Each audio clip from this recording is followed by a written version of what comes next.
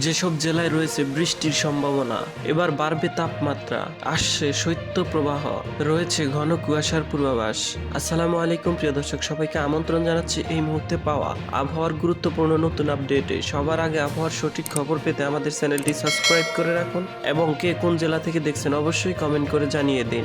আমরা প্রথমে জেনে নিই কেমন থাকবে 28 ও 29 ডিসেম্বর এই দুদিনের আবহাওয়া। এই দুদিনের আবহাওয়ার পূর্বাভাসে বলা হয়েছে অস্থায়ীভাবে আংশিক মেঘলা আকাশ সহ সারা দেশের আবহাওয়া প্রধানত শুষ্ক থাকতে পারে, তবে রংপুর এবং রাজশাহী বিভাগে দু এক জায়গায় হালকা বৃষ্টি অথবা গুড়ি গুড়ি বৃষ্টির সম্ভাবনা রয়েছে। শেষ রাত থেকে সকাল পর্যন্ত দেশের কোথাও কোথাও হালকা থেকে মাঝারি ধরনের ঘন কুয়াশা পড়তে পারে। এছাড়াও রংপুর এবং রাজশাহী বিভাগে রাতের তাপমাত্রা 1 থেকে 2 ডিগ্রি সেলসিয়াস বৃদ্ধি পেতে পারে এবং অন্যত্র তা সামান্য বৃদ্ধি পেতে পারে। সারা দেশে দিনের তাপমাত্রা প্রায় অপরিবর্তিত থাকতে পারে। আসছে শৈত্যপ্রবাহ।